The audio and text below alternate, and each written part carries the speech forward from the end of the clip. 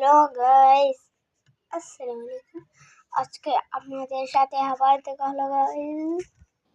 আজকে আমি আমার অনেক স্বপ্নের একটা বা করব, যেটা আমি আগের বছর নিয়েছিলাম গাইস। আপনারা তো দেখতেই থাকেন কি কি করি।